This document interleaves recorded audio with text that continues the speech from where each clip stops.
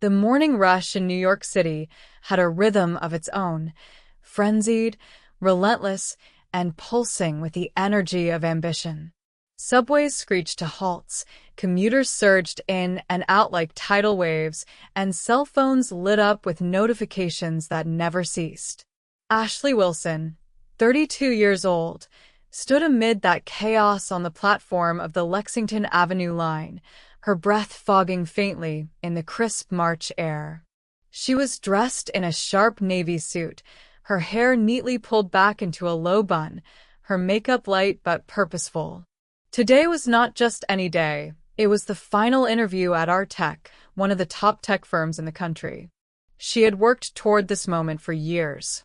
Inside the subway, Ashley settled into a seat, clutching her leather folder with both hands. Her heart thudded rhythmically in her chest, not unlike the rumbling of the train beneath her. She flipped through her notes for the 100th time, rehearsing her self-introduction silently under her breath, her lips moving slightly, eyes focused. Confidence and anxiety swirled together in her gut, a cocktail she was all too familiar with. At 14th Street Station, the train slowed to a stop with a high-pitched whine. The doors opened, and in stepped an elderly man, hunched over slightly, his coat faded and torn at the cuffs. His gray beard was wild and untrimmed, and his boots looked as though they had walked thousands of weary miles. He clutched a wrinkled piece of paper in one hand and looked around the train car with hesitant, searching eyes. Ashley noticed him almost immediately. So did everyone else. But while most passengers subtly shifted away, avoiding eye contact, pretending to be too busy with their phones or newspapers, Ashley watched. There was something about the way he scanned the space, the way he tried to speak but hesitated, that tugged at her. The man moved slowly toward a middle section of the car, stopping in front of a well-dressed businessman, murmuring something and showing him the paper. The businessman gave a quick shake of the head without even glancing down and went back to his podcast. Ashley's fingers tightened slightly around her folder. She could feel the tension rising in her chest. The clock in her mind ticked louder. She didn't have time for detours. But the man looked lost and worse, invisible. After a few more failed attempts to speak to others, the old man stood near the pole, his hand trembling slightly as he tried to read the paper again. The subway lurched forward, and he stumbled a bit, gripping the bar.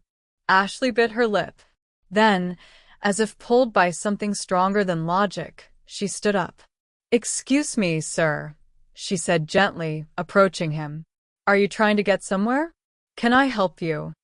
The old man turned toward her, clearly startled by the sound of kindness. His eyes, pale blue and weary, blinked behind smudged bifocals. "Oh, yes, miss, thank you," he stammered, his voice coarse but warm. I'm trying to find this address, but this city's gotten too big for these old bones, I suppose." Ashley smiled softly and held out her hand. "May I take a look?" He handed her the paper. The address was scribbled faintly in pencil, 253 West 72nd Street. She immediately pulled out her phone and typed it in. "You're almost there," she said, showing him the screen. "It's just 2 more stops. I'll ride with you and make sure you get off at the right place." The man looked at her like she had just offered him a lifeline. "You do that? That's mighty kind of you, miss." "It's no trouble at all." As the train clattered on, Ashley stood beside him, holding onto the pole. Her mind was still half with her interview, but the other half was firmly here, with this man, with his vulnerability, with the undeniable need etched into his face. She was aware of the glances of other passengers, some puzzled, some even disapproving. But she didn't care. When the train pulled into the 72nd Street station, she gently touched his arm. "This is us."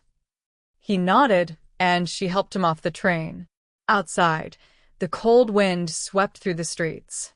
Ashley tucked her folder under her coat and guided him toward the street number, checking the map on her phone. A few blocks in, they passed a convenience store. "Would you like a warm drink?" she asked. "It's freezing out here." The man looked surprised, then smiled. "That'd be wonderful. Thank you." She stepped in, bought 2 cups of coffee, one black, one with cream and sugar, and handed one to him. "Here you go." He took it with both hands, the warmth instantly calming the tremor in his fingers. "You're an angel," he said, almost under his breath. Then he looked at her more carefully and added, "People don't do this anymore. They see someone like me, and they walk the other way." Ashley shrugged modestly. "I don't think kindness should be that rare." They finally arrived at his destination, a small community center nestled between 2 apartment buildings. Ashley pointed to the sign and turned to him. "Is this where you needed to go?" He nodded, his eyes glassy with emotion. Yes, it is. Thank you. Truly." She glanced at her watch and realized she had to go. Now. "I'm glad I could help. I hope everything works out for you." As she turned to leave, he called out, "Wait, what's your name, miss?" She paused and smiled. Ashley. "Ashley Wilson." He smiled back, that same mysterious warmth in his eyes. "I'll remember that." Ashley ran the last few blocks to the Artec Tower, a glass and steel behemoth towering above the city. Her cheeks were flushed from the cold and the rush, and her heart pounded, not just from nerves now, but adrenaline. She barely made it through the security gate in time and was directed to the 34th floor. In the waiting lounge, other candidates sat in silence, suits crisp, eyes sharp. She took a seat, smoothed her skirt, and took a few steadying breaths. The encounter with the old man replayed in her mind, both comforting and unsettling. She hadn't expected it to take so long, but somehow she didn't regret it. Not for a second. A staff member called her name. "Ashley Wilson?" She stood, gathered her things, and nodded. "Yes. Follow me, please." The walk to the interview room felt eternal. When she stepped inside, her heart nearly stopped. At the far end of the room, seated at the center of a long table with 2 other executives, was a man in a tailored charcoal gray suit. His hair was neatly combed back, and his expression was unreadable, but unmistakable. It was the man from the subway. Her breath caught in her throat. Her eyes widened. For a split second, she nearly froze. But the man gave no sign of recognition. He simply smiled, calm, professional, and nodded as she entered. Ashley quickly composed herself and bowed her head slightly. "Good morning. Thank you for this opportunity." And so, the interview began. Ashley sat down carefully, crossing her legs at the ankle, trying to appear calm. But inside, her thoughts were spinning like a carousel on overdrive. The man from the subway, the one she'd guided, the one she'd bought coffee for, was sitting not 10 feet from her, now in a sleek designer suit, exuding composure and quiet authority. He wasn't frail or lost anymore. He was powerful. She forced herself to breathe. Maybe she was mistaken. Maybe it was just a strange resemblance. The lighting on the subway had been dim. Her mind could be playing tricks on her. And yet, there was no doubt in her heart. It was him. "Miss Wilson," said the man to the right, a stern-looking executive with square glasses and a nameplate reading Martin Blake. "Let's begin. Could you start by telling us a bit about yourself and why you're interested in Artec?" Ashley blinked herself back into the moment. "Yes, of course," she said, managing a composed smile. "I'm a systems analyst with 5 years of experience working in data integration and cloud migration. I've followed Artec's innovation journey for years. Your work in sustainable AI solutions and citywide infrastructure really aligns with my passion for tech that improves real lives." Blake nodded slightly, and the woman on the left, Samantha Lee, followed with a question about her previous team dynamics. Ashley answered with poise, but her gaze kept flickering back to the center, to the man who hadn't yet spoken. He watched her intently, fingers interlaced, elbows resting on the polished walnut table. Not a single question. Not a single interruption. Just steady observation, as if trying to see through her. When the two other panelists had exhausted their list of standard questions, the man finally leaned forward. "Ashley," he said, his voice measured, warm, and unmistakably familiar. "If you had to describe yourself in just one word, what would it be?" Ashley's mouth went dry. It was his voice, the same voice she'd heard that morning, wrapped in weariness and gravel. Now it was steady and direct. She hesitated, heart pounding. "One word," she repeated softly, buying herself a moment. She looked into his eyes, not with fear, but with honesty. "I would say persistent." "Persistent," he echoed, with the faintest curve at the edge of his lips. "Yes," she replied. "I've faced a lot of closed doors, but I've learned to keep showing up, to keep trying, even when things feel impossible.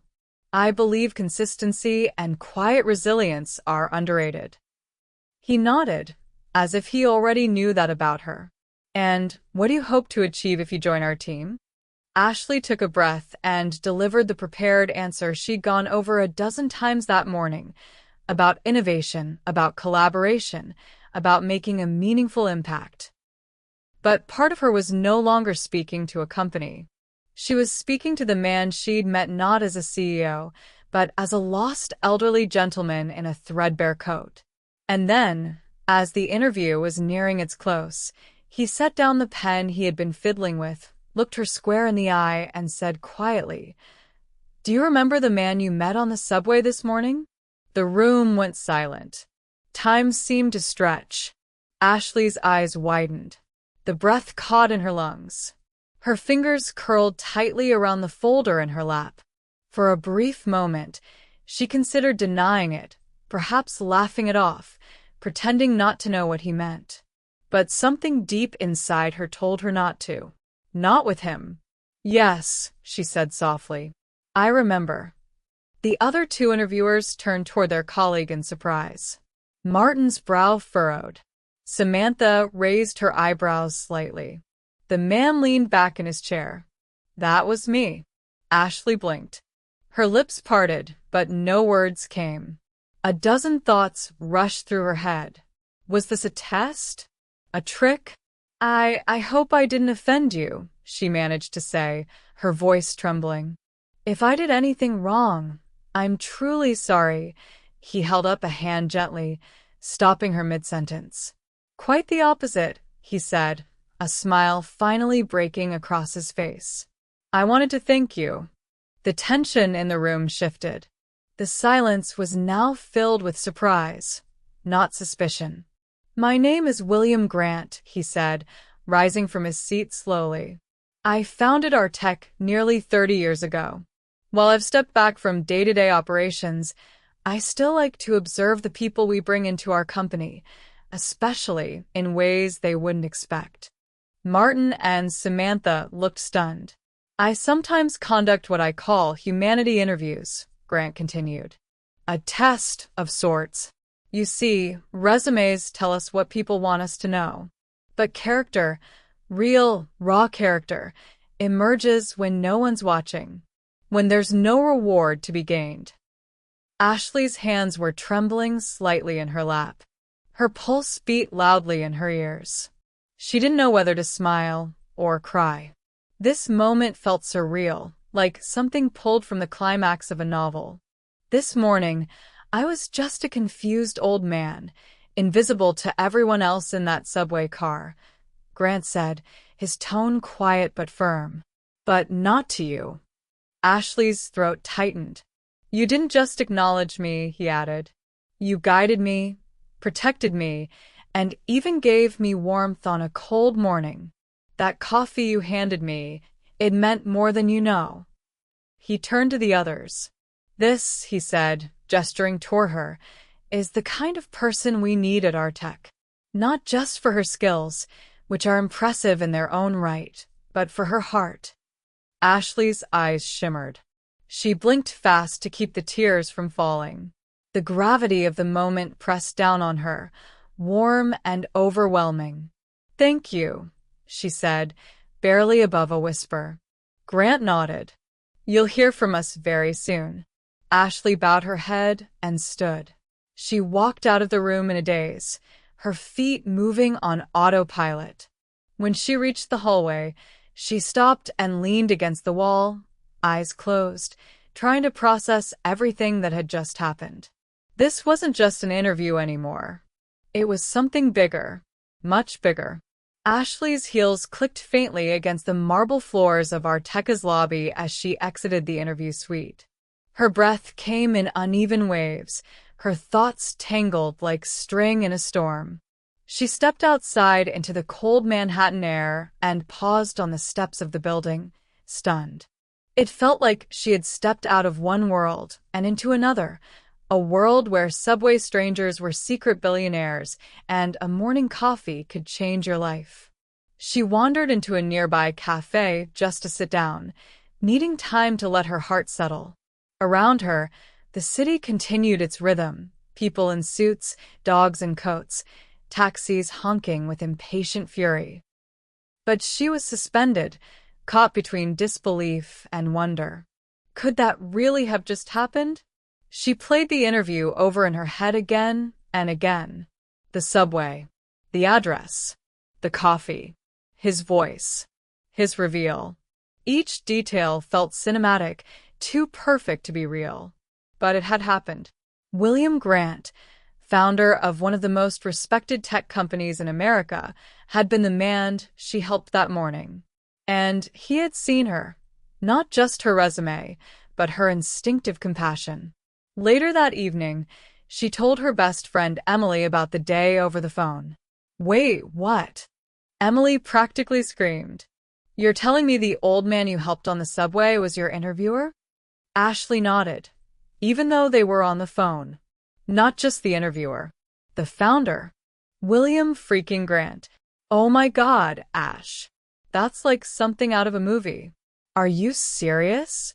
"Dead serious." "Did he say you got the job?" "No," Ashley said, exhaling slowly. "But it felt like it." "Well, if you don't get it after that, the universe is broken." Ashley laughed, finally. Right? Despite the encouragement, the days that followed were a haze of second-guessing. Monday turned into Tuesday. No call. Wednesday crept by. Still nothing. By the end of the week, Ashley's hope had begun to fade, her excitement replaced with a gnawing uncertainty. Maybe it had been a nice moment, but that's all it was, a moment. She sat by her window Saturday afternoon, her laptop open but untouched, watching the overcast sky blur into the city skyline. Her phone sat next to her, screen black, silent. She reached for it for the 100th time that day, checking for notifications that weren't there. What if he was just being polite? She thought. What if they went with someone safer? Someone with more experience? She didn't want to believe it, but doubt crept in, unwelcome and relentless. That evening, she met up with Emily at a quiet cafe on the Lower East Side. Over chamomile tea and a shared plate of lemon bars, Ashley vented her uncertainty. Maybe I imagined it," she said. Maybe he was impressed in the moment, but someone on the board talked him out of it. Emily reached across the table and touched her hand. "Ash, even if you don't get the job, which I still think you will, what you did still matters. You helped someone. You acted with integrity. That's not wasted." Ashley gave a faint smile. "I know. It would mean everything to get this chance." As if on cue, her phone buzzed on the table. Both women stared at it. A number with no name. Ashley picked it up slowly, her heart already sprinting. "Hello? This is Ashley." "Miss Wilson, good evening.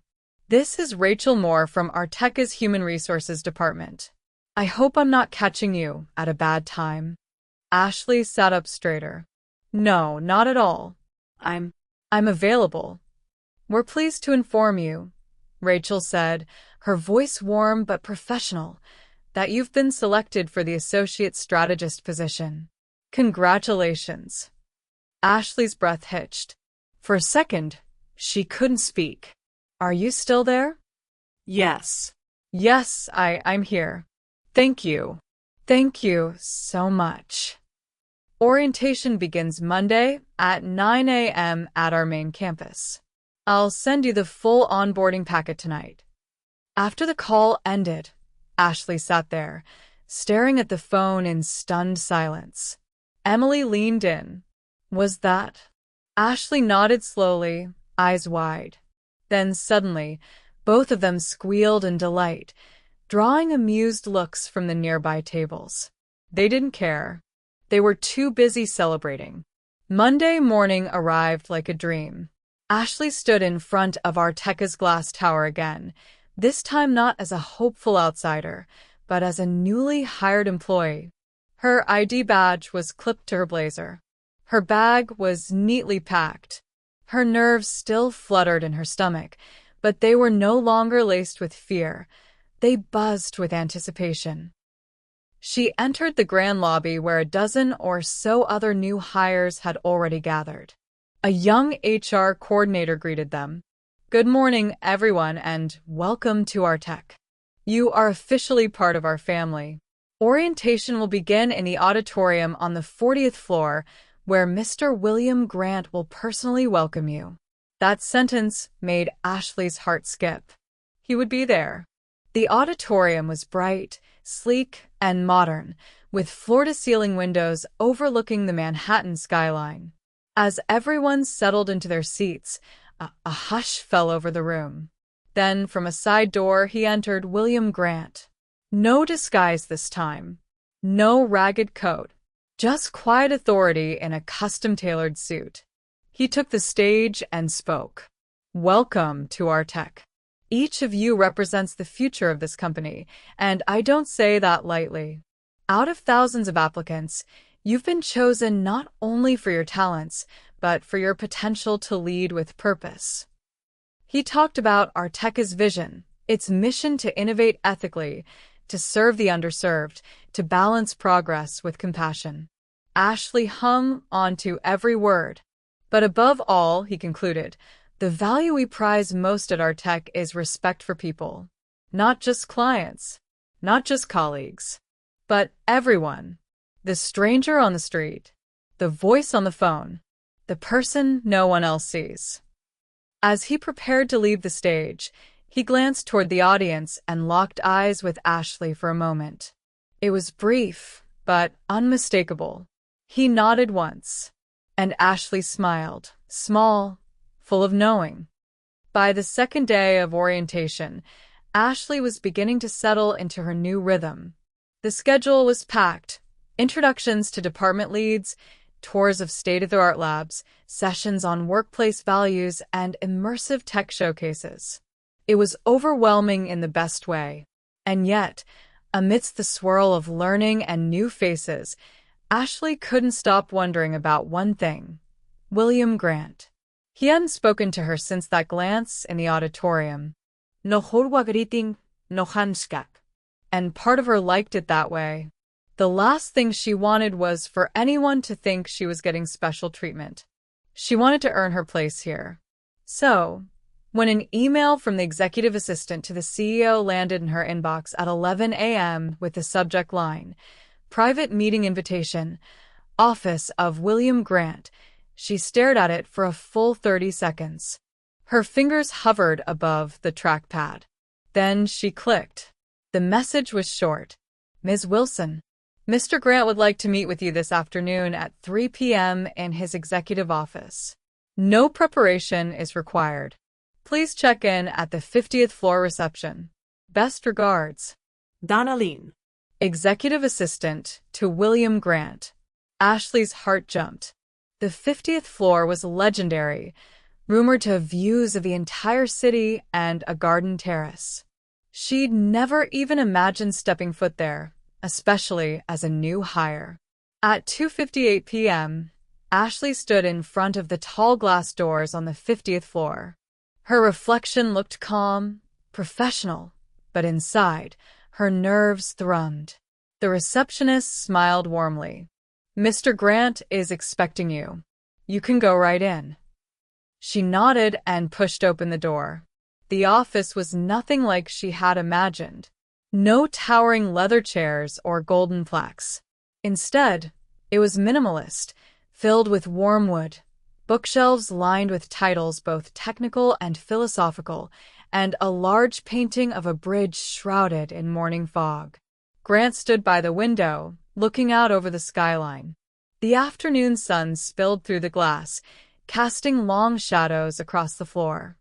When he turned, his face lit up with a gentle smile. Ashley, come in.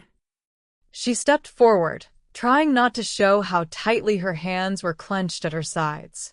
"Please," he said, gesturing to a chair by a small tea table. Seat. She lowered herself into the chair, back straight, breath held slightly. He moved to the sideboard, where a porcelain teapot Saturday. "Would you care for some green tea? It's a blend I discovered during a project in Kyoto years ago." "Yes, thank you." He poured them each a cup, the steam curling into the air like whispered thoughts. As she took her first sip, the subtle flavor surprised her. Earthy, calming, with a hint of jasmine. "I wanted to see how you were adjusting," he said as he took his seat across from her.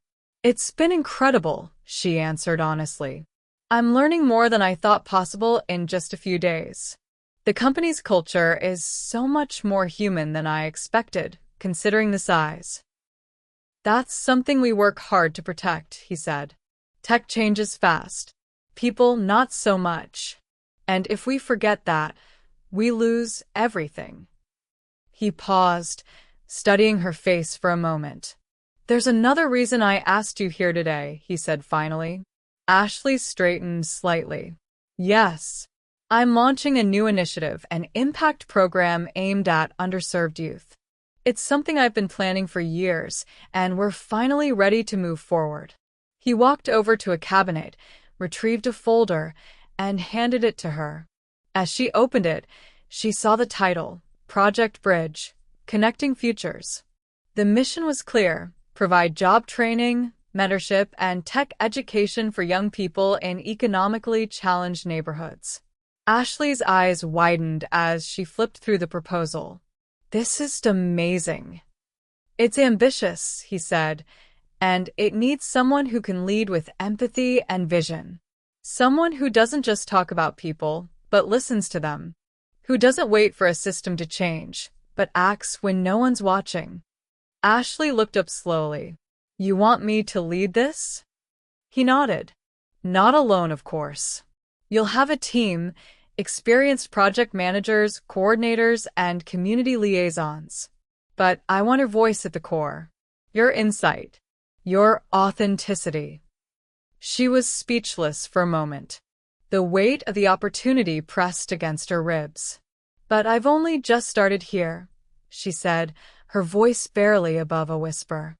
"There are so many others with more experience." "Experience matters," he interrupted gently. "But so does instinct. You made a choice that morning, not just to help a stranger, but to see one. And I've learned over time that people who see others make the best leaders." Silence fell for a moment, soft and reflective. Ashley set the folder in her lap, her fingers grazing its edges. "I won't lie, this is terrifying." He chuckled. "Good. If it wasn't, I'd be worried." She laughed, too, the tension in her shoulders easing. "Okay," she said finally. "Then I'm in. I'll do it." William Grant's eyes twinkled with satisfaction. "I knew you would." He stood and extended a hand. Ashley rose and took it. As they shook, he added, "Never forget what brought you here. That morning wasn't about luck. It was about who you are." She nodded, emotion welling behind her eyes. Thank you for the chance, for everything. Go make something real, he said. As Ashley stepped out of his office and back into the elevator, the city sprawling below her, she felt something inside her shift, not just excitement or pride, but purpose. She wasn't just another hire at a big company. She was building a bridge. The following Monday, Ashley walked into conference room C on the 21st floor, now her project headquarters, with a deep breath and a brand new sense of responsibility sitting on her shoulders. Inside were 5 people, each seated around a long white table, laptops open, faces unreadable. These were the people she would be leading. Experienced, intelligent professionals, some of whom had worked at Artec for years. A woman in her late 30s with fierce green eyes and a sharp bob glanced up. You must be Ashley, she said. I'm Carmen. Strategy. The others introduced themselves in turn. There was Darren, a data analyst with 10 years of experience in educational outreach. Luis, a logistics expert who had coordinated field deployments across Latin America. Zoe, a social impact consultant who had done work with the UN. And finally, Marcus, the tech lead, who wore a hoodie under his blazer and didn't say much at all. Ashley smiled politely, trying to disguise the storm brewing in her stomach. These people had resumes that read like novels. And here she was, fresh out of onboarding, tasked with leading them. Thank you all for being here, she said, voice steady but not stiff. I know you've been pulled from important work to join this initiative, and I want you to know how much I respect that. No one responded right away. Zoe tapped her pen. Marcus yawned. Ashley pressed on. I've read over the proposal, and I know it's ambitious. But I believe we have a real shot at creating something meaningful. Not just for the company, but for real people who've been ignored for too long. Still silence. Carmen finally spoke. Look, I'm just going to say it. We've all worked on corporate social responsibility campaigns before.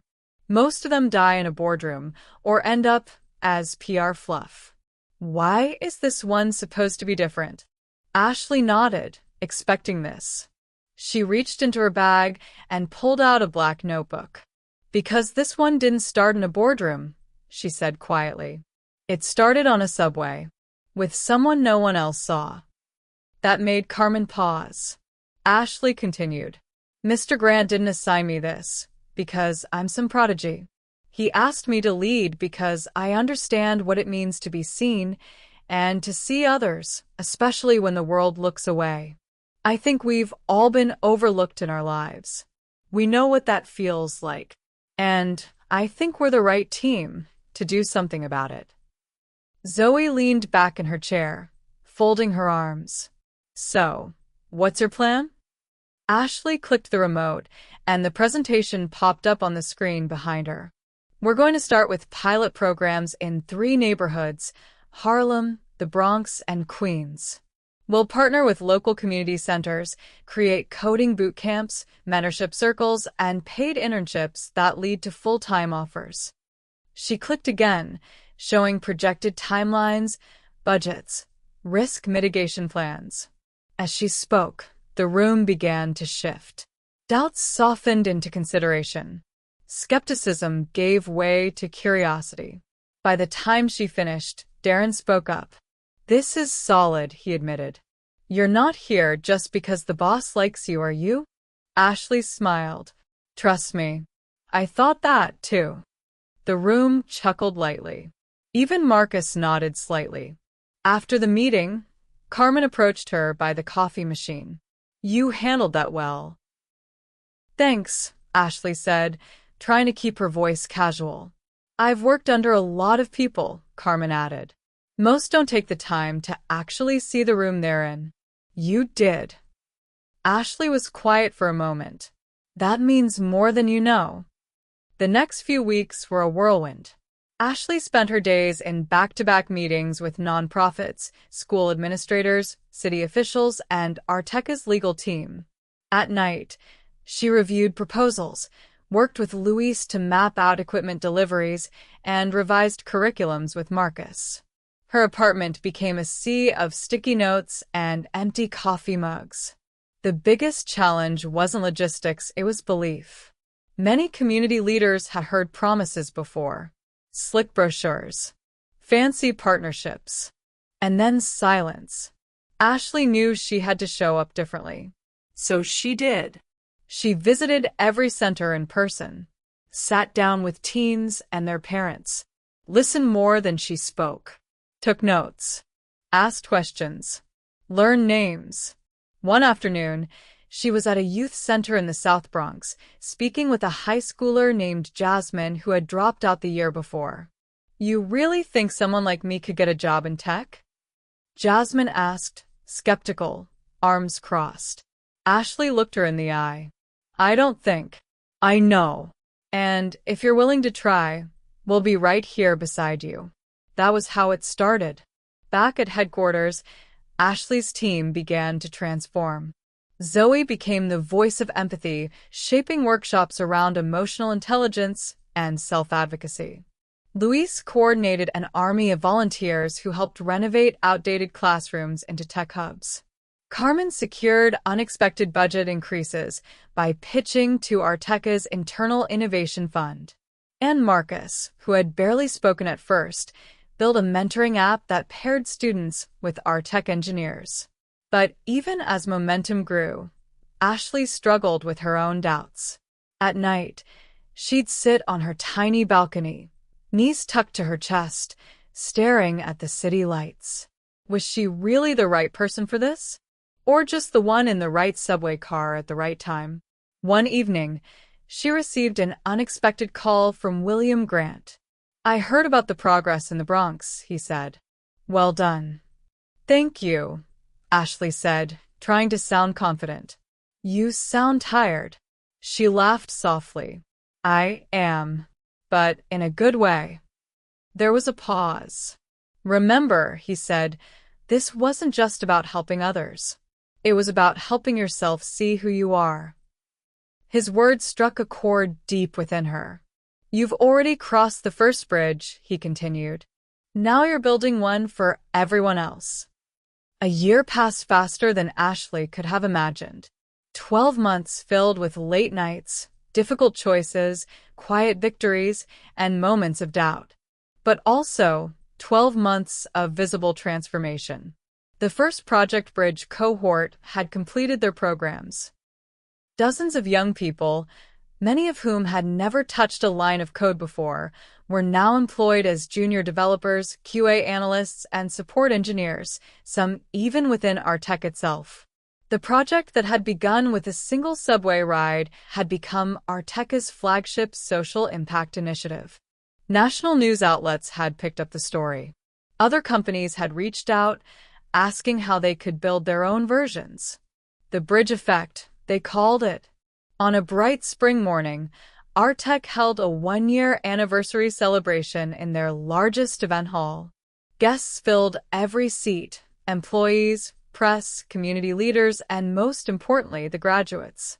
The stage was modest, dressed with a single wooden podium, a projection screen, and a banner that read, "1 year of building bridges." Ashley stood backstage, heart thudding in her chest. She wore a deep blue dress suit, simple, strong. Her palms were slightly damp. "You ready?" Carmen asked beside her. Ashley smiled. "Ready as I'll ever be." As she stepped onto the stage, the applause was warm and sustained. But when she spotted Jasmine in the front row, smiling in her new Artec ID badge, and Marcus grinning in the second row like a proud older brother, the noise faded into something more personal. Grounded. Real. She took the microphone. "Good morning," she began. 1 year ago, I was just starting at Artec. I was a new hire, fresh from orientation, wondering if I'd ever find my place in a company so vast, so brilliant. And then, something unexpected happened. She paused, her eyes scanning the crowd. I was asked to lead a project that scared me. It felt too big, too important. I didn't think I was ready. Soft laughter rippled through the audience. But what I've learned this past year is that leadership doesn't come from knowing all the answers. It comes from knowing how to listen, to serve, to believe. She took a breath. This all began with a simple act of kindness on a subway, helping someone who looked like they didn't belong. That morning, I thought I was just doing a small good thing. I didn't know it would change my life. People in the crowd leaned forward, their expressions softening. We spend so much time chasing big goals, big moments, big successes. But what if the smallest things, seeing someone, helping someone, sharing warmth on a cold morning, what if those are the real seeds of greatness? She looked toward the back of the room, where William Grant had quietly entered. Our mission isn't just to build tech. It's to build people. That's what Project Bridge has shown me. And I hope we keep building, one life at a time. She stepped back, her voice trembling slightly, but her spine tall with pride. The audience stood. Applause rolled like thunder. Jasmine wiped a tear. Carmen clapped harder than anyone. And William Grant, he simply smiled, hands folded, eyes filled with pride.